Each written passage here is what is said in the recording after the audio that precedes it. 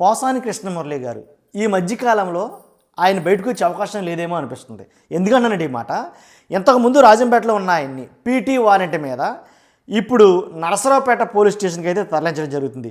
యాక్చువల్గా ఈ రోజున ములాఖత్తులో వైసీపీ నాయకులు పోసాని కృష్ణమురళి గారితో మాట్లాడడానికి ములాఖత్ చేసుకున్నారు. కానీ ములాఖత్ కంటే ముందే మళ్ళీ ఇక్కడి నుంచి రాజంపేట నుంచి నరసరావుపేటకి పీటీ వారెంట్ మీద తరలించడం, మళ్ళీ ఆ పోలీస్ స్టేషన్ తరలించడం, ఇవన్నీ చూస్తుంటే పోసాని మురళీకృష్ణ గారి మీద భారీగా అయితే కనుక జరుగుతుంది. ఎలా అంటే రాష్ట్ర వ్యాప్తంగా చూసుకుంటే 16 కేసుల దాకా నమోదైనాయంట పోసాని కృష్ణమురళి మీద. కాబట్టి ఎప్పుడిప్పుడే బయటకు వచ్చే ప్రసక్తే లేదు.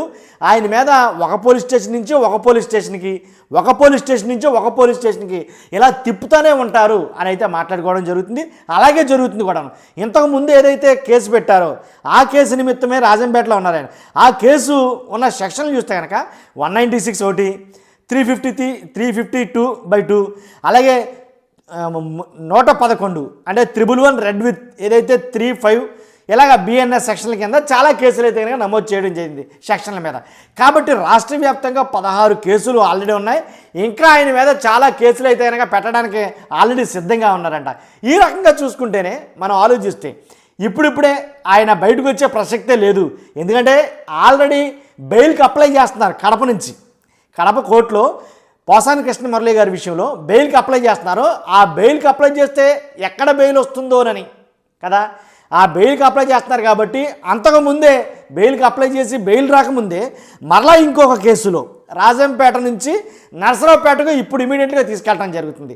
కాబట్టి నరసరావుపేటలో ఇంకొక కేసు మోపోవటం, అలాగే ఒక కేసు తర్వాత ఒక కేసు బెయిల్ రాకుండానే మ్యాక్సిమం ఇబ్బంది పెట్టడం. అందులోనూ పోసాని కృష్ణమురళి గారు కేసులు, ఈయన మీద పెడుతున్న కేసులు సక్రమమా అక్రమమా అనేది తర్వాత మాట్లాడినా, ముందు ఈయన మీద అయితే కనుక బలంగా కేసులు అయితే మోపవుతున్నాయి. అంతేకాదు కాబట్టి ఈ విషయం మీద పోసాని కృష్ణమురళి అరెస్టు మీద రాష్ట్ర వ్యాప్తంగా ఒక చర్చ అయితే నడుస్తుంది. కాబట్టి కావాలనే పోసాని కృష్ణమురళిని అరెస్ట్ చేశారు అని అంటే ఆయన మాట్లాడిన మాటలు చాలా దారుణంగా మాట్లాడాలని కొంతమంది మాట్లాడుతున్నారు. అలా మాట్లాడిన వాళ్ళు టీడీపీలో లేరా, అలా మాట్లాడిన వాళ్ళు కూటమిలో లేరా అని కొంతమంది మాట్లాడుతున్నారు. కాబట్టి మొత్తానికి ఏదైతేనండి కొన్ని అరెస్టులు అయితే జరుగుతున్నాయి. దరిమిల ఆ అరెస్టుల్లో భాగంగా పోసాని కృష్ణమురళి అయితే కనుక అరెస్ట్ చేయడం జరిగింది. పైగా ఈయనకు ఉన్న ఇబ్బంది ఏంటంటే తీవ్ర అనారోగ్యం అయితే ఉన్నది ఈయనకి. ఎలాగంటే హార్ట్ అటాక్ రావడంతో ఈయనకి ఒక స్టంట్ కూడా వేశారు.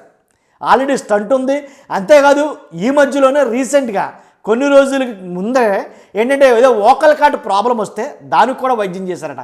కాబట్టి ఇన్ని ఇబ్బందులతో ఆరోగ్య సమస్యలతో ఉన్న పోసాని కృష్ణమురళిని ఒక పోలీస్ స్టేషన్ నుంచి ఇంకొక పోలీస్ స్టేషన్కి, ఇంకో పోలీస్ స్టేషన్ నుంచి ఇంకో పోలీస్ స్టేషన్కి ఇలా తరలిస్తే కనుక అనారోగ్య సమస్యలు తలెత్తే ప్రమాదం ఉంది, తన ఆరోగ్యం దెబ్బతినే పరిస్థితి అయితే ఉంది అని కుటుంబ సభ్యులందరూ చాలా బాధపడుతూ కొన్ని వీడియోలు అయితే చేస్తున్నారు. కాబట్టి ఏమవుతుంది అసలు పోసాని మురళీకృష్ణ కేసు గురించి రకరకాల వాదనలు అయితే కనుక రకరకాల మాటలు అయితే పడుతున్నాయి. మినిమం తక్కువ అనుకుంటే 10 ఏళ్ళు పడతాయని కొంతమంది, 14 ఏళ్ళు పడుతుందని కొంతమంది, పోసాని మురళీకృష్ణ మీద నాన్ బెయిలబుల్ కేసులు వేస్తారని, అలాగే ఆయన బయటకు రావడం కుదరదని, ఇలా చాలా రకాల మాటలు అయితే మాట్లాడారు. చూద్దాం.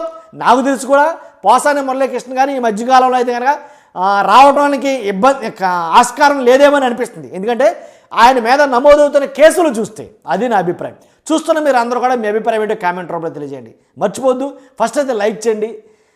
మన ఛానల్ ఎవరైనా కొత్తగా చూస్తే కనుక పక్కగా సబ్స్క్రైబ్ చేయండి. Thank you very much.